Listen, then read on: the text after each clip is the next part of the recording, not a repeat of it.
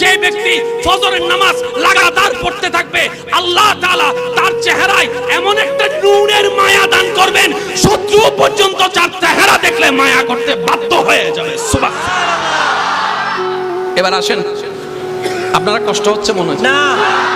আমাদের এলাকায় কিছু মুরব্বী আছে, চেহারা দেখলে মায়া লাগে, শ্রদ্ধা লাগে, দাড়িগুলো সাদা সাদা, চেহারাটা দেখলে মনে হয় মা নূর জরি জরি ভরা।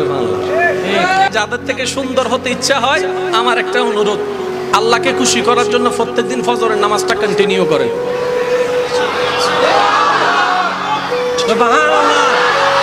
এবার সৌন্দর্য কয় প্রকার সেটাও একটু বলার চেষ্টা করি।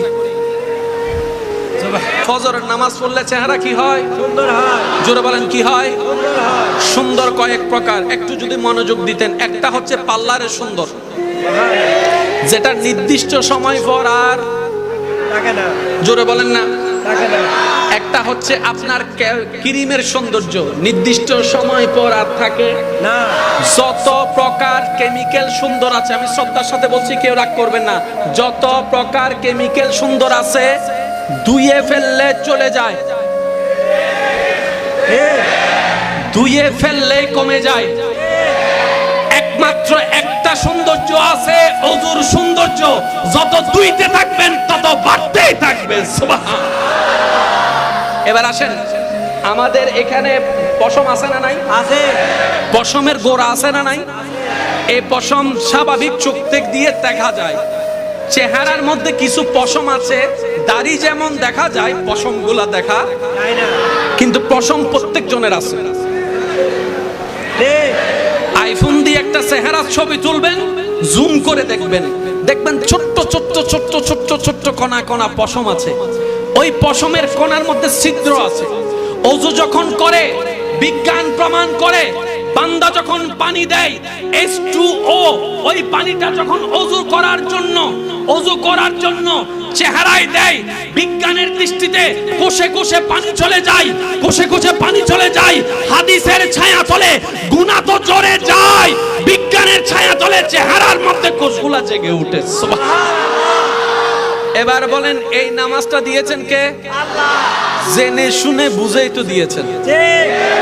ফাগসিলু উজুহাকুম বলে নামাজের আগে ওযু বানানোর নির্দেশ দিয়েছেন কে? আল্লাহ। বুঝে শুনেই তো দিয়েছেন। আরেকটু জোরে বলেন না। এবার ওযু করলেন, গুনাহ জড়ে যাচ্ছে চেহারা থেকে, গুনার রং হচ্ছে কালো, নেকির রং হচ্ছে সাদা। এবার গুনাহ যতগুলা চেহারায় লাগলো, ওযু করার কারণে গুনাহ জড়ে যাচ্ছে, আল্লাহর রহমত আসতে শুরু করলো, আল্লাহর রহমত আসতে শুরু করলো, ওই চেহারার মধ্যে মায়া সৃষ্টি হতে লাগলো। চিৎকার দিয়ে বলেন সুবহানাল্লাহ। এবার আসেন, লাভ না লস? জোরে বলতে হবে, লাভ না লস? চালাক মানুষ লাভ জেন্ডে এন্ডে, বুদ্ধিমান মানুষ লাভ জেন্ডে এন্ডে, শিক্ষিত মানুষ লাভ জেন্ডে এন্ডে।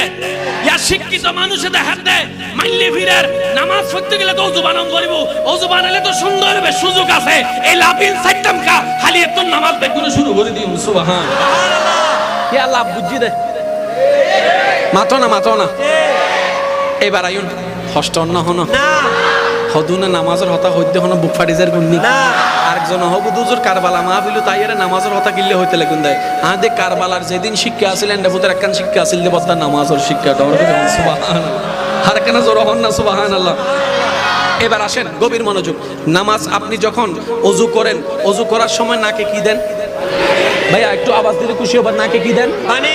এই নাকে পানি দেওয়ার কারণে আপনার নাকের ভিতরে যত প্রকার ধুলি আছে সবগুলা বের হয়ে যায় দৈনিক 5 বার। আর একটু জোরে বলতে হবে সুবহানাল্লাহ।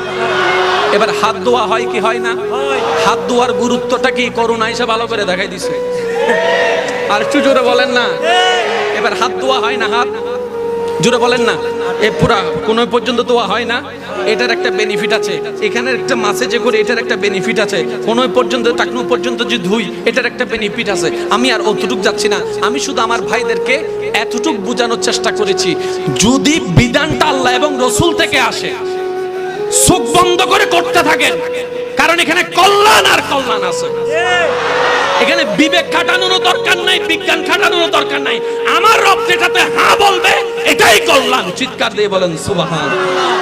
এবার আসেন, নামাজ কয় ওয়াক্ত? এই 5 ওয়াক্ত নামাজের প্রথম ওয়াক্ত নামাজ হচ্ছে ফজর, ফজরের পর জোহর, জোহরের পর আসর, আসরের পর মাগরিব, মাগরিব থেকে এশা। এবার আমি বলবো, আপনারা শুধু একটু ভেবেচিন্তে উত্তর দিবেন। জোহর থেকে আসরের মাঝখানের সময় কি বেশি না কম? বেশি। জোহর থেকে আসর, থেকে মাগরিব, মাগরিব থেকে এশা, এশা থেকে ফজর, এশা থেকে ফজর, এশা থেকে ফজর, এশা থেকে ফজর, ফজর থেকে জোহর, ফজর থেকে জোহর, এশা থেকে ফজর, বেশি এশা থেকে ফজর, ফজর থেকে জোহর, জোহর থেকে আসর, আসর থেকে মাগরিব। সিটিংটা দেখেন। সুবহানাল্লাহ। আচ্ছা আল্লাহ, তুমি এভাবে কেন সাজাই দিলা?